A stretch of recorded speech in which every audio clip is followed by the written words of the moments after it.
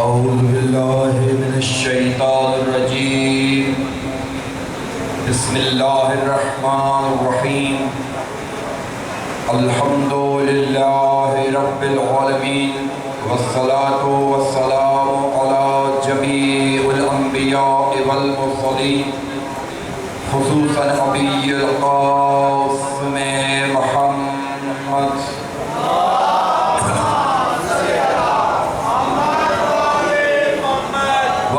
الطيبين الطاهرين المعصومين المظلومين ولعنة الله على أعدائهم أجمعين نعوذ بالله من شرور أنفسنا وسيئات أعمالنا أما بعد فقد قال الله تعالى في محكم الكتاب بسم الله الرحمن الرحيم أقم الصلاة لدلوك الشمس إلى غسق الليل وقرآن الفجر إن قرآن الفجر كان مشهودا صلوات پڑھے محمد وآلہ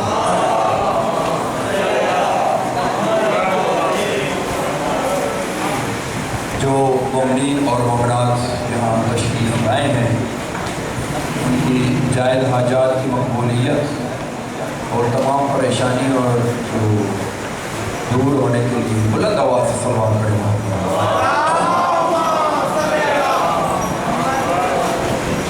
میں اب سامنے تشریف لے آئے تھوڑا سامنے تشریف لے آئے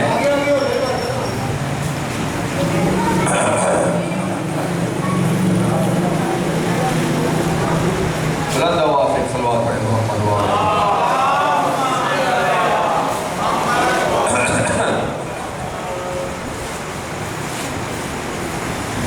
خوش نصیب ہیں وہ لوگ جو آل محمد کی محبت میں زندگی بسر کرتے ہیں. آپ بولیں گے تو میں بولوں گا ورنہ کل کی طرح اگر ہوا تو میں مسائل سے پڑھ کے ممبر چھوڑ دوں. بولنا ہے کہ نہیں بولنا؟ بسم اللہ فقط سر کو نہیں ہلانا، زبان سے میرے ساتھ بولنا ہے. میں نے سورہ بنی اسرائیل کی ایک آیت کی تلاوت کا شرف حاصل کیا. اللہ تبارک و تعالیٰ فرماتے ہیں ٹھیک ہے لیا مگر جب خطیب کے کانوں پہ اس کی آواز نہ پڑے خطیب یہ سمجھے گا کہ آواز نہیں آ رہی. اللہ تبارک و تعالیٰ فرماتا ہے کہ اقم الصلاۃ لدلوک الشمس الی غسق اللیل، تم نماز قائم کرو دن کے سورج کے زوال سے لے کر رات کے اندھیرے تک. تم نماز قائم کرو سورج کے زوال سے لے کر رات کے اندھیرے چھانے تک. وقرآن الفجر، اور فجر کے وقت بھی نماز قائم کرو. ان قرآن الفجر کان مشہودا، یقیناً جو فجر کی نماز ہے وہ گواہیوں والی نماز ہے. وَمِنَ اللَّيْلِ فَتَحَجَّدْ بِهِ نَافِلَةً لَكَ، رات کے ایک حصے میں اے میرے حبیب تم تہجد بھی قائم کرو جو آپ پر واجب ہے، امت پر واجب نہیں ہے، یہ اللہ کے رسول پر واجب ہے.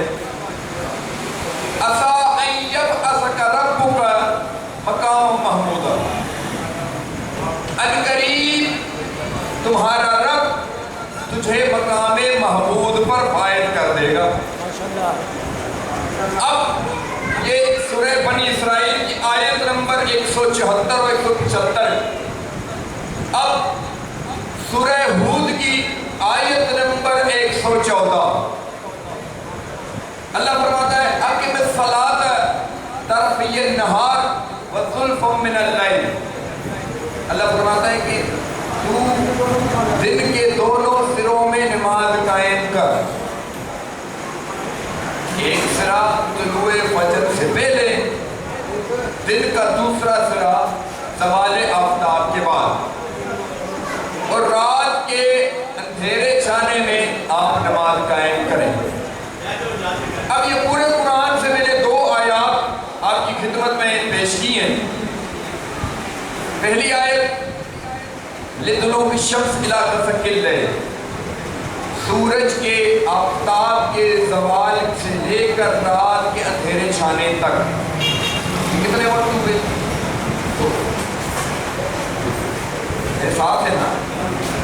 سورج کے زوال سے آپ رات کے اندھیرے چھانے تک.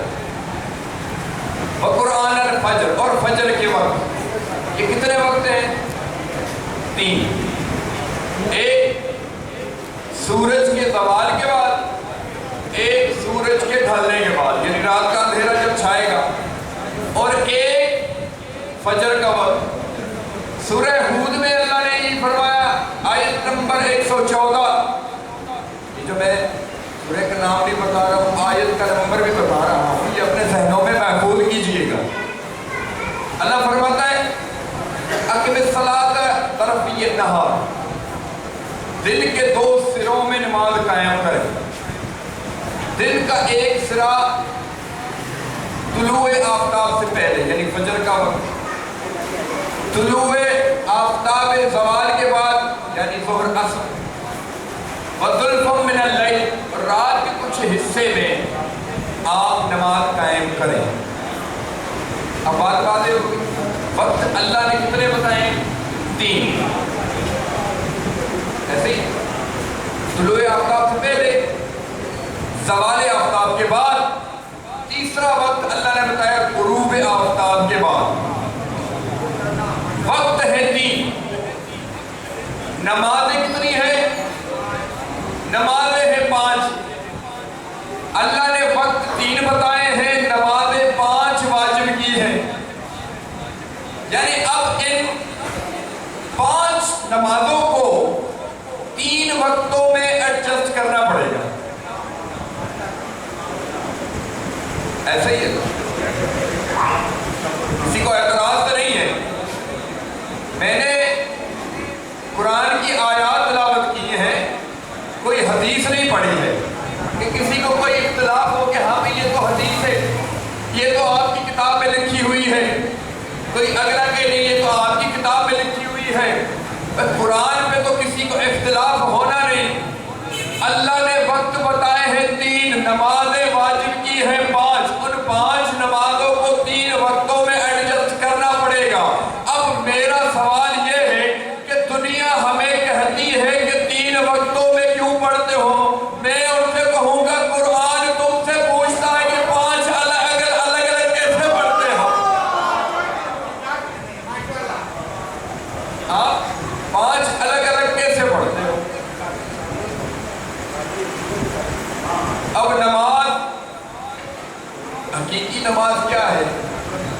میں اس کو آہستہ آہستہ ڈیفائن کروں گا، مگر میں چاہتا ہوں کہ تھوڑی سی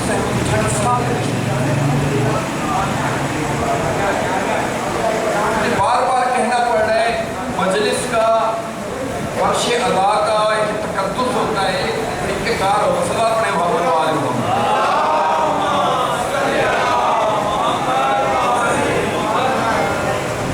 اب دیکھیں نماز جناب آدم سے لے کے جناب عیسیٰ تک واجب رہی ہے.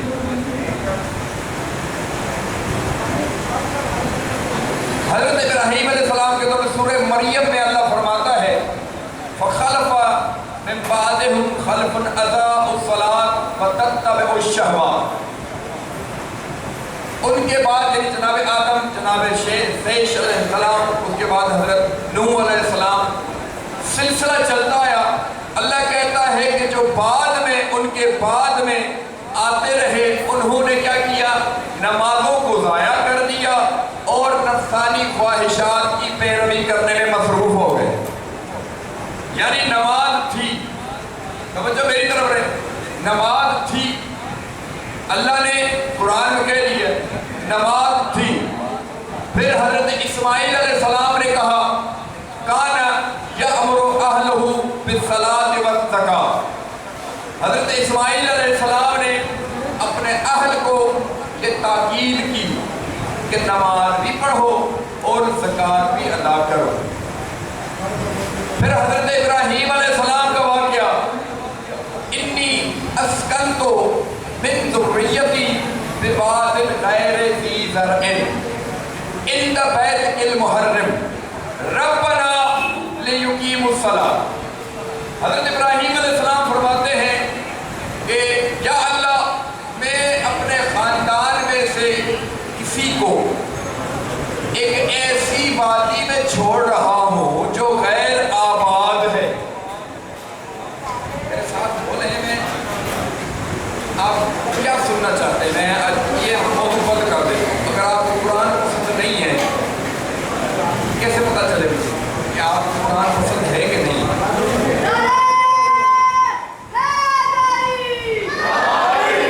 ایسے نہیں مل کے نعرہ حیدری۔ یا تو آپ سب کو اس طرح سنتے ہیں تو پھر تو ٹھیک ہے، کہ سب کو اس طرح نہیں سنتے تو جس طرح سنتے ہیں اس طرح سنیں۔ میں اپنے طریقہ کار کو بدلنے والا نہیں، میرا کام تحقیق ہے، ایک چیز کا نچوڑ نکال کے آپ کی خدمت میں پیش کرنا۔ میں اپنی کتابت میں کوئی ملاوٹ، کوئی رنگ، کوئی ایسا کام پیش نہیں کرتا، صاف ستھری سیدھی کتابت کرتا ہوں۔ ٹھیک ہے، ابھی تک میں نے کوئی حدیث نہیں پڑھی۔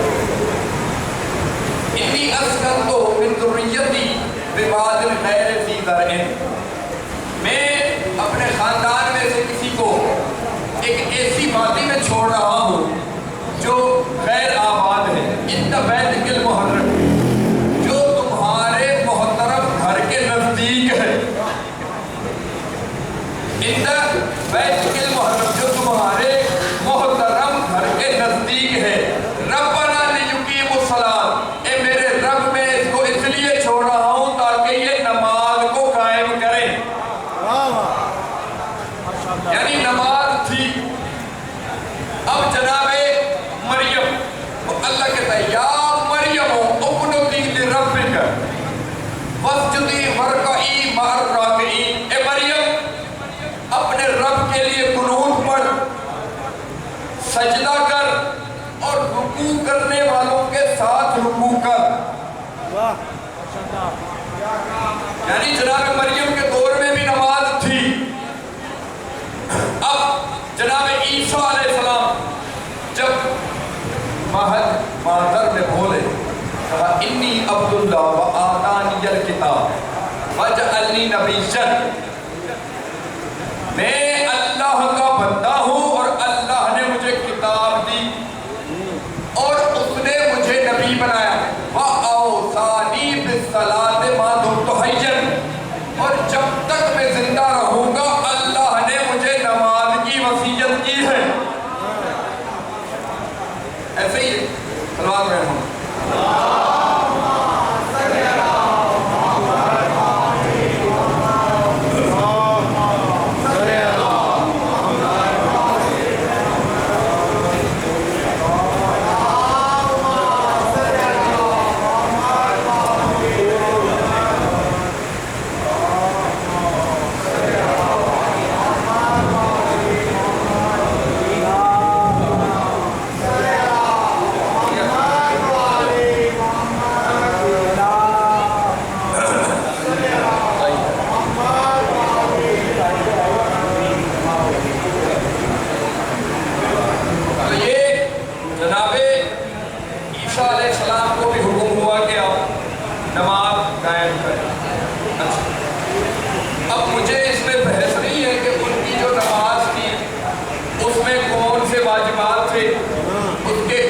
شرائط تھے، کون سے مستحبات تھے، مجھے اس میں کوئی بحث نہیں۔ شاید ممکن اس وقت جو ہمارے پاس بائبل جو تینوں کتابوں کا مجموعہ ہے तौरेत, ज़बूर और इंजील का मजमूआ जो इसको बाइबल जिसको कहा जाता है, मुमकिन है उसमें कुछ लिखा हो। हमारी बहस इसमें नहीं है कि उनके वाजिबात क्या थे, उनकी नमाज कैसी थी, उनके मुस्तहबात क्या थे, इसमें मेरी बहस नहीं है। अब हम नमाज कैसे पढ़ेंगे, सवाल उठता है कि नहीं, हम नमाज कैसे पढ़ें? चलो सूरह मुज़म्मिल से मुझे मिल गया, कुमुल लैल इल्ला कलीला, मेरे हबीब तो रात को क़याम कर मगर थोड़ा थोड़ा। क़याम मिल गया कुरान से। फिर सूरह मुदस्सिर रब व रब्बका फतक्बिर, तो अपने रब के लिए तकबीर के, अब तकबीर भी मिल गई।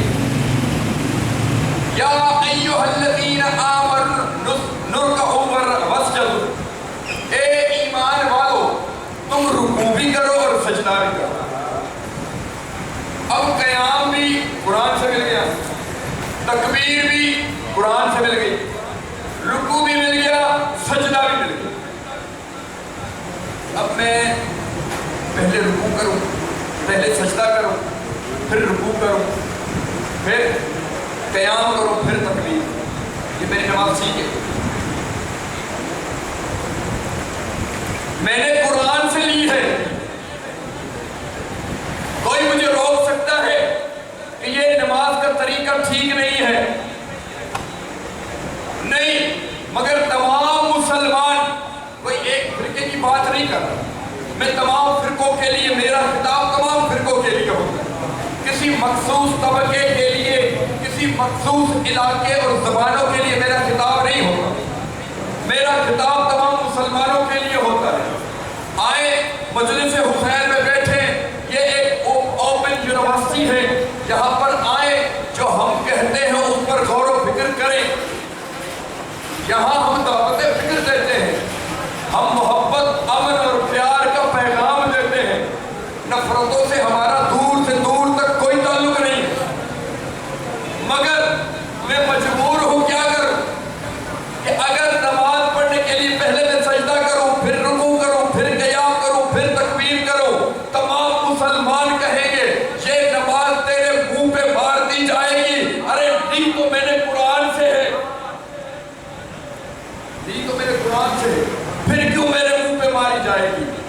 यहाँ पर अल्लाह के हबीब की आवाज आई, सल्लू कमा रअयतुमूनी उसल्ली, तुम उस तरह नमाज पढ़ो जिस तरह मैं नमाज पढ़ता हूँ।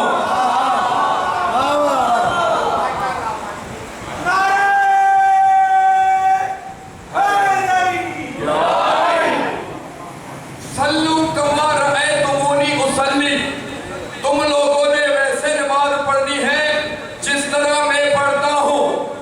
अरे जब रसूल के दौर में कुरान काफी नहीं तो रसूल के बाद कुरान कैसे काफी हो सकता है?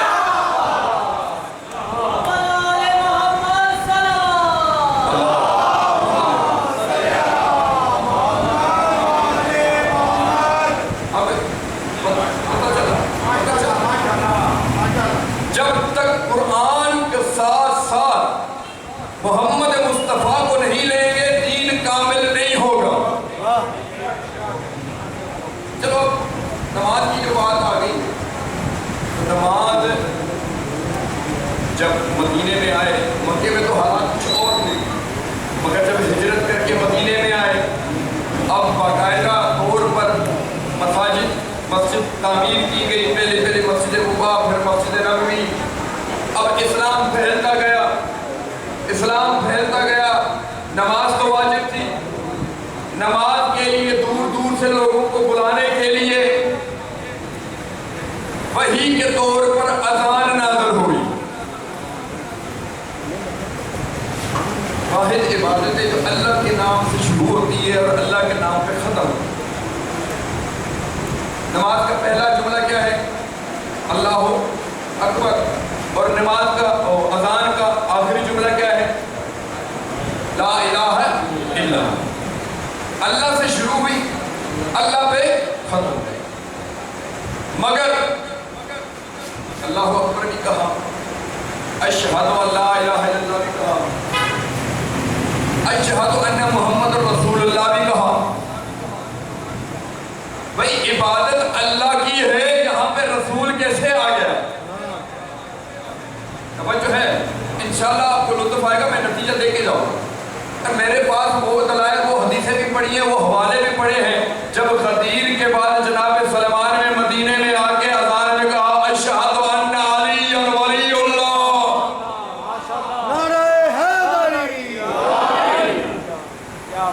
وہ سارے دلائل پڑھے، ٹھیک؟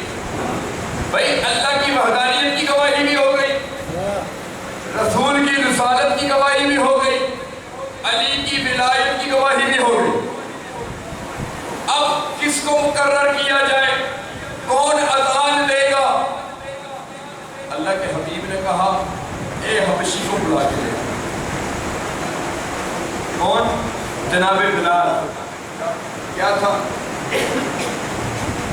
بلال کے خاندان کا پتہ بھی نہیں، بلال کی شکل بھی ٹھیک نہیں تھی، اس کی آواز بھی ٹھیک نہیں تھی، اشہد کو اشہد کہتے تھے۔ اے اللہ کے حبیب، کیا مدینے میں بڑے بڑے خاندان، کوئی گورا چٹا، کوئی عرب سرخ عرب کوئی موجود نہیں تھا، کہ اتنے بڑے اہم کام کے لیے آپ نے ایک ایسے شخص کو مقرر کیا جس کے نہ شجرے کا پتہ، نہ کوئی شکل ٹھیک، نہ آواز ٹھیک، مگر اللہ کے حبیب نے مقرر کر دیا۔ جب کر دیا تو اللہ کے حبیب نے کہا جا گلدستہ اذان پر اذان دے۔ کچھ عرصے بعد چند عربوں نے اعتراض کیا، یا رسول اللہ اس کی تو تلفظ ہی ٹھیک نہیں ہے، یہ اشہد کے بجائے اشہد کہتا ہے۔ اللہ کے حبیب نے کہا اگر اپنی مرضی کرنا چاہتے ہو بلال کو کہو آج صبح اذان نہ دے۔ جب بلال نے اذان نہ دی، سورج طلوع نہ ہوا، سارے لوگ پریشان حالت میں اللہ کے حبیب کے پاس آتے ہیں، کہتے ہیں اللہ کے رسول یہ سورج طلوع کیوں نہیں ہو رہا؟ اللہ کے حبیب نے کہا جب تک بلال اذان نہیں دے گا سورج طلوع نہیں۔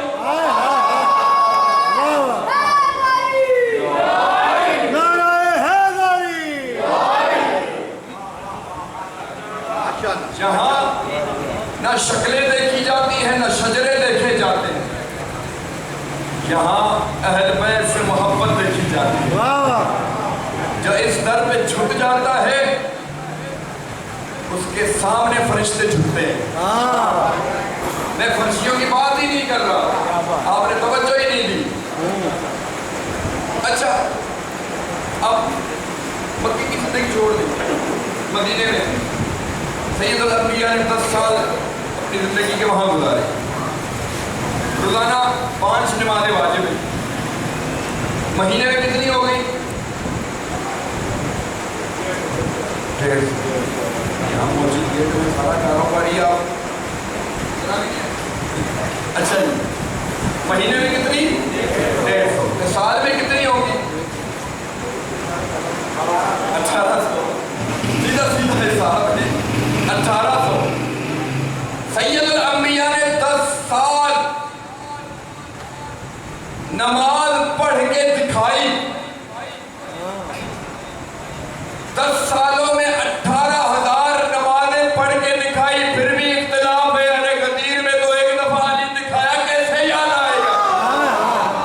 نعرہ تکبیر، نعرہ رسالت، نعرہ حیدری۔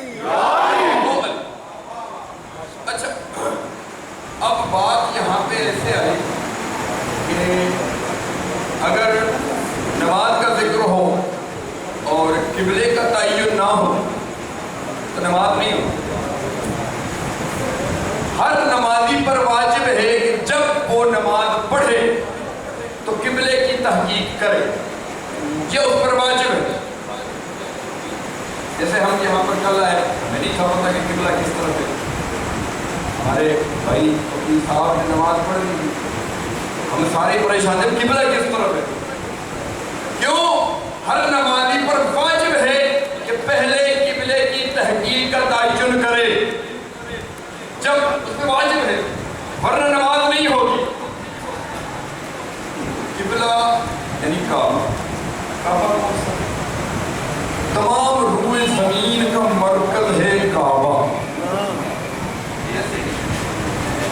یہ جو علم فلکیات تھوڑا بہت پڑے ہوئے ہیں یا جو تعلق رکھتے ہیں ہم تھوڑا بہت پڑے ہوئے ہیں، زمین پر سب سے پہلے جو چاند نظر آئے گا وہ مکے میں نظر آئے گا.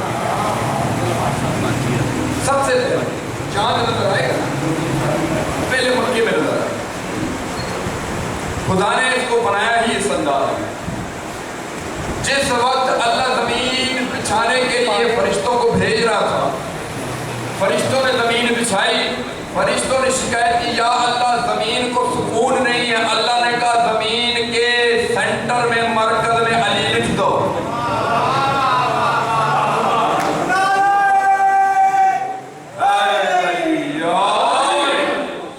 اللہ نے کہا زمین کے مرکز میں علی لکھ دو. جیسے ہی علی لکھ دیا زمین کو قرار آ گیا.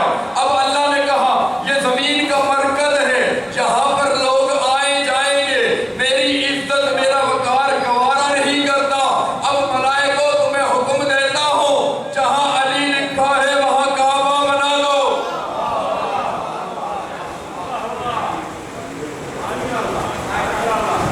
علی کعبے میں نہیں آئے، علی کی وجہ سے کعبہ آیا ہے. اب آپ کا نظریہ بدل جائے گا. میرا رجب کو یہ نہیں ہوا کہ علی کعبے میں ہے، بلکہ علی کی وجہ سے کعبہ آیا ہے. اب کعبہ مرکز، حاجی طواف کرتے ہیں، چاہے عمرے کے زائرین ہو، واجب ہے. زیارت کعبہ کا طواف واجب ہے، وداع کعبہ کا طواف واجب ہے. عمرہ ہو حج ہو، دو طواف واجب ہو. یہ جو 7 چکر 7 ہوتے ہیں، ایک طواف کے 7 چکر ہوتے ہیں، یہ کہاں سے آئے 7 چکر؟ آج میں آپ کو بتا دیں، مگر تھوڑی سی گزارش کروں گا، تھوڑا میرے ساتھ بولیں. 7 چکر کہاں سے آئے؟ سورہ بقرہ کی آیت نمبر 30. بسم اللہ الرحمن الرحیم. وَإِذْ قَالَ رَبُّكَ لِلْمَلَائِكَةِ إِنِّي جَاعِلٌ فِي الْأَرْضِ خَلِيفَةً. اے میرے حبیب یاد کر اس وقت کو جب تیرے رب نے فرشتوں کو کہا کہ میں زمین میں خلیفہ بنانے لگا ہوں. اللہ نے کہا کہ بنانے لگا ہوں. اللہ نے کوئی شورا کمیٹی نہیں بٹھائی کہ مشورہ دو بناؤ. تو فرشتوں نے کہا قالوا أتجعل فيها من يفسد فيها ويسفك الدماء ونحن نسبح لك ونقدس بحمدك قال إني أعلم ما لا تعلمون. فرشتوں نے کہا یا اللہ تو زمین میں اس کو خلیفہ بنا رہا ہے جو خون ریزی کرے گا اور فساد برپا کرے گا. اب اس کی تعویلات اور بھی بہت ہو سکتی ہیں، مگر میرا جملہ یہاں پہ یہ ہے، یعنی فرشتوں کو پتا تھا کہ زمین میں کوئی ایسے آئیں گے جو فساد بھی برپا کریں گے، خون بھی بہائیں گے. اس سے زیادہ وضاحت میں بول بھی نہیں سکتا. میں فقط اشارے دوں گا، سمجھنا آپ نے. الحمدللہ سمجھدار ہیں آپ. کیا کہا؟ نحنو نقدس لک ونسبح بحمدک. یا اللہ ہم تیری تقدیس کرتے ہیں، تیری تسبیح پڑھتے ہیں. یہ خلافت ہمارا حق ہے. اللہ نے کہا انی اعلم ما لا تعلمون. جو کچھ میں جانتا ہوں تم نہیں جانتے. یعنی اللہ نے بتایا عبادتوں سے خلافت نہیں ملتی، خلافت حق اس کا ہے جو عالم ہوتا ہے.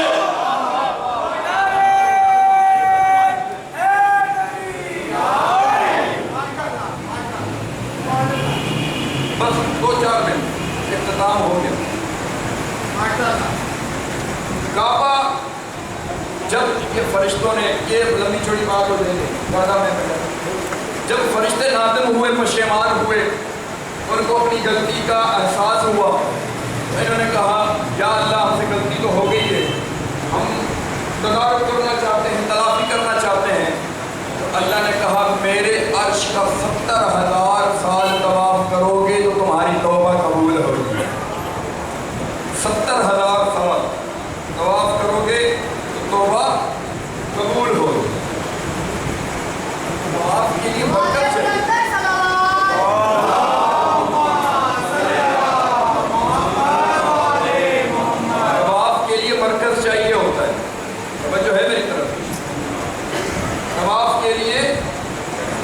مرکز درکار ہوتا ہے، اس کے ارد گرد طواف ہونا چاہیے۔ اللہ نے کیا کہا؟ میرے عرش کا طواف کرنا، میرے عرش کا طواف کرنا ہے۔ چل کے مولا سے پوچھتے ہیں، اس وقت تو عرش نور ہی نور تھا، وہ مرکز کیا چیز تھی جس کے ارد گرد فرشتوں نے 70,000 سال طواف کیا؟ تو مولا امیر علیہ السلام کے خطبے کے چند جملے میں پیش کرنے لگا ہوں۔ مولا نے فرمایا نحن عرش اللہ ہے ونحن کعبۃ اللہ ہے ونحن قبلۃ اللہ ہے۔ ہم محمد والے محمد اللہ کا عرش بھی ہے، ہم قبلہ بھی ہے، ہم کعبہ بھی ہے۔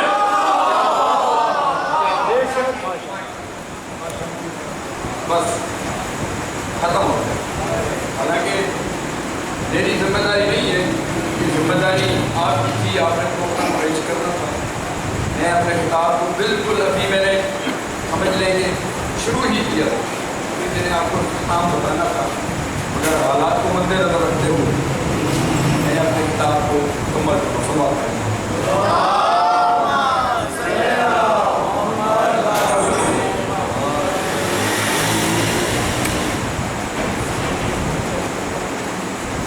مجلس حسین میں فرش غربت ہمارا عقیدہ ہے، یقین ہے اور دلائل کے ساتھ واقع ہے۔ اہل بیت علیہ السلام خود چل کے ایسے نہیں، وہ ہمارا یہ علم سننے نہیں آتا، ہماری آنکھوں سے بہنے ہوئے ان آنسوں کو لینے آتا۔ میں ہر مجلس میں یہ عرض کرتا ہوں، یہ آنسو جناب سیدہ کی امانت ہے۔ میں نے آج مسائل پڑھنا ہے جناب سغرا کا۔ اعتراض ہوتے ہیں، لوگ کہتے ہیں کہ مولا حسین کو اپنی بیٹی سے اتنی محبت نہیں تھی، اگر ہوتی تو اپنے ساتھ لے جاتے۔ میں آپ کو آج ایک جملہ سناتا ہوں۔ جس وقت سادات کا قافلہ مدینے سے تھوڑا سا آگے نکلا نا، حسین نے عباس کو بلایا، عباس تم قافلے کو لے کے چلو، میں مدینے سے ہو کے آتا ہوں۔ عباس نے کہا کیوں آقا، کوئی قیمتی چیز رہ گئی ہے؟ حسین نے رو کے کہا ہاں، میری بڑی قیمتی چیز ہے جو مدینے میں رہ گئی ہے۔ عباس نے پوچھا آقا کون سی قیمتی چیز ہے؟ حسین نے رو کے کہا میری بیٹی زہرا۔ عزاداروں جیسے ہی جناب حسین اپنے حویلیوں کی طرف واپس آتے ہیں، کیا دیکھتے ہیں کہ ان کی 8 سال کی بیٹی دیواروں کا سہارا لے لے کے چلتی ہے۔ جب دیوار کے ساتھ ٹکراتا ہے، سر ٹکراتا ہے، تو جب سر واپس آتا ہے تو دیوار کا رنگ سرخ ہوتا ہے۔ کبھی جناب زہرا علی اکبر کے ان پاؤں پر بیٹھ کے روتی ہے اور کہتی ہے علی اکبر مجھے تیرا انتظار رہے گا، میں تیرے قدموں پہ اپنی زندگی گزار دوں گی۔ بس ختم۔ جیسے ہی محرم کا چاند نظر آیا نا، کیونکہ جناب زہرا کا یہ وطیرہ تھا کہ جیسے ہی سارا قافلہ جا چکا تھا نا، ہر روز شام کو اپنے نانا کے مزار پر چراغ جلانے جاتی، مگر جب محرم کا چاند نمودار ہوا نا، گئی نانا کے مزار پر چراغ جلانے کی کوشش کی، چراغ بجھ جاتا تھا، پھر چراغ جلانے کی کوشش کی، چراغ بجھ گیا۔ اتنی دیر میں جناب سغرا کی آنکھ لگ گئی، اچانک خواب میں دیکھا کہ ایک بڑا صحرا ہے، صحرا میں خون ابل رہا ہے، صحرا میں خون ابل رہا ہے۔ جناب سغرا کی آنکھ کھلی، دوڑتی ہوئی اپنی نانی ام کلثوم کے پاس آئیں، نانی اماں آج میں نے بڑا بھیانک خواب دیکھا ہے، ارے میرے بڑے خیریت سے ہوں، میں ان کی خیریت پوچھنا چاہتی ہوں، کوئی کاغذ قلم مل جائے گا؟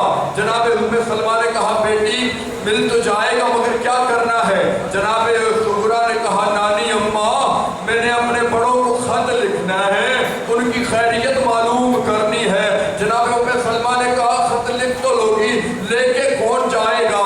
جناب سغرا نے کہا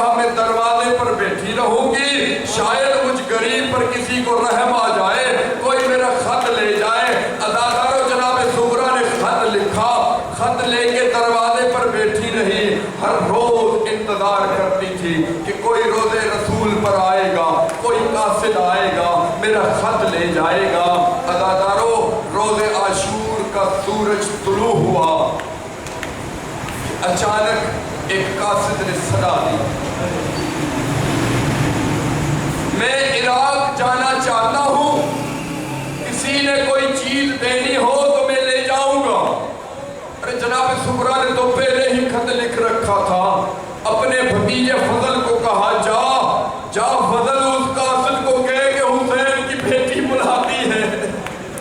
فضل جب گیا اور جا کے قاصد کو کہا نا کہ میرے آقا حسین کی بیٹی بلاتی ہے، قاصد نے اپنے آپ کو زمین میں گرایا ہے، یہ وقت آ گیا ہے کہ قاصدوں کو بادشاہوں کی بیٹیاں بلاتی ہے۔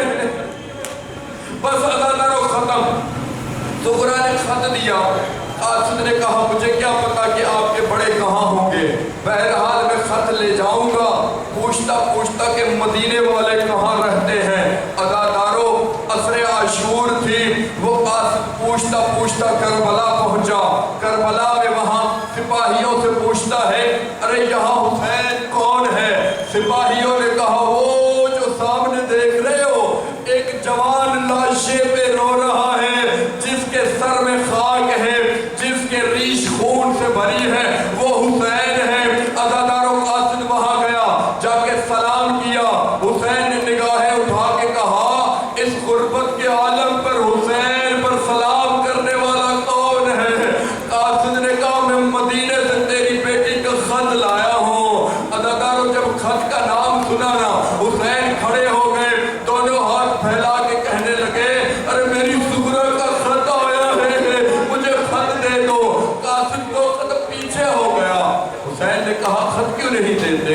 قاصد نے کہا تیری بیٹی نے، آپ کی بیٹی نے جو نشانیاں بتائی تھی آپ میں وہ نشانیاں پائی نہیں جاتی۔ حسین نے کہا جلدی بتا وہ کون سی نشانیاں ہیں؟ قاصد نے کہا آپ کی بیٹی نے کہا تھا میرے بابا کی دائیں جانب میرے چچا عباس کھڑے ہوں گے، چہرے پہ نقاب ہوگا، بازوؤں میں بڑا دم ہوگا، ان کے پیروں پر قدم پہ قدموں پر ہاتھ رکھ کے کہنا بیمار بھتیجے نے ہاتھ رکھے ہیں جس کا نام فہرست میں نہیں رکھا تھا۔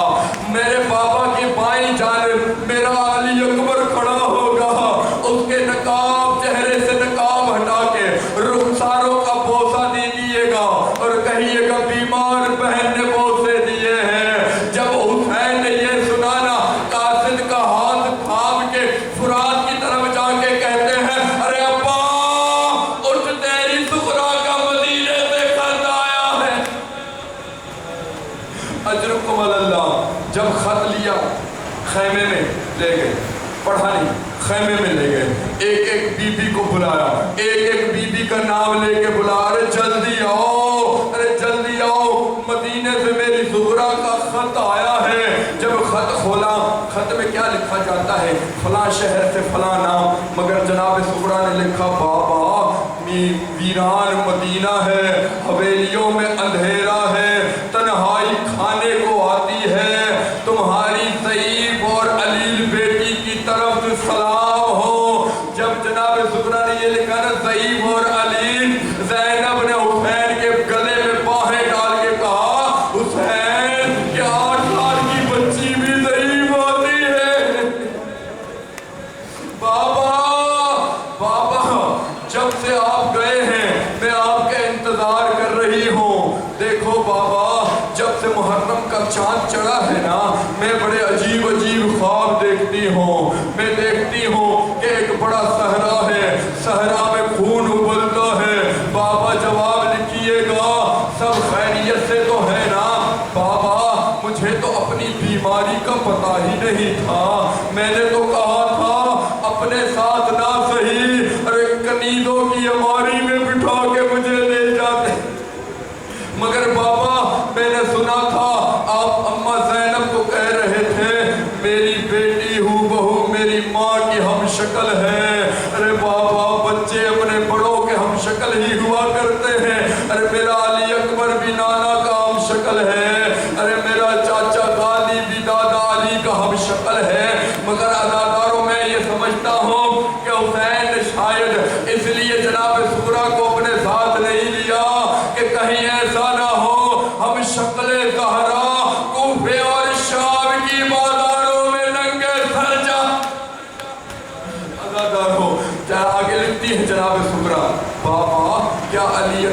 کی شادی طے نہیں ہوئی، میں نے چھوٹے چھوٹے پھول جمع کر کے علی اکبر کا صحرا سجایا ہے۔ دیکھو بابا، علی اکبر کے صحرا سجانا، مجھے زغرا کو بھول نہ جانا۔ بابا علی اصغر کیسا ہے؟ اب تو علی اصغر بھی بڑا ہو گیا ہوگا، میں گلی میں دیکھتی ہوں اکثر بچیاں اپنی گود میں اپنے بھائیوں کو لے کے ان کے ساتھ کھیلتی ہیں۔ میرا بھی بڑا دل کرتا ہے علی اصغر کے ساتھ کھیلوں۔ ارے وہ تو گھٹنیوں کے بل بھی چلنے لگا ہوگا، سکینہ اس کے ساتھ بڑا کھیلتی ہوگی۔ بس عزادارو، حسین نے خط بند کیا، باہر آیا، قاصد کھڑا تھا۔ قاصد نے کہا حسین تیری بیٹی کے خط کا جواب آخری جملہ ہے۔ عزادارو آخری جملہ ہے۔ حسین نے قاصد کا ہاتھ پکڑا، خط کو علی اکبر کے لاشے میں رکھا اور کہا قاصد یہ زغرا کے خط کا جواب۔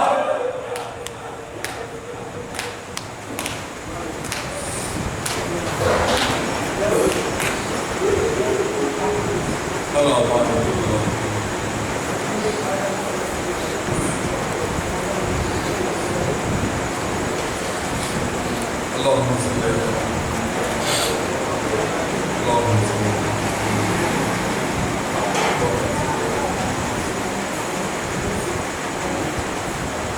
یا اللہ یا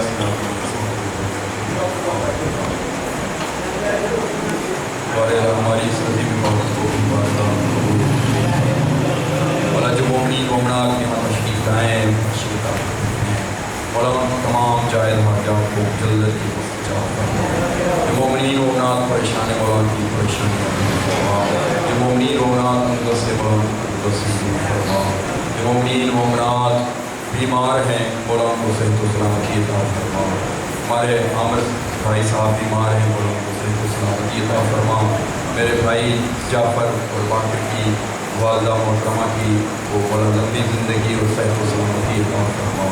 کچھ مومنین نے دعاؤں کے لیے کہا ہے، میرے بھائی باقر صاحب کی بیٹی ہماری بھتیجی دعا فرما، مولا کو صحت و سلامتی عطا فرما اور نیک صالح اور عزادار ہونے کی توفیق عطا فرما۔ ایک محترمہ آدمی مولا کے گھر کا مسئلہ جلد جلد دور فرما۔ سیدہ وفا زہرا کو جو شریک حیات ہے مولا نیک صالح اور عزادار شریک حیات نصیب فرما۔ ایک تمہارے بھائی ہیں عدنان بٹو اور طیب ظفر، مولا ان کو نیک صالح اور عزادار اولاد نصیب فرما۔ مولا جو مومنین مومنات بے اولاد ہیں ان کو نیک صالح اور عزادار اولاد عطا فرما۔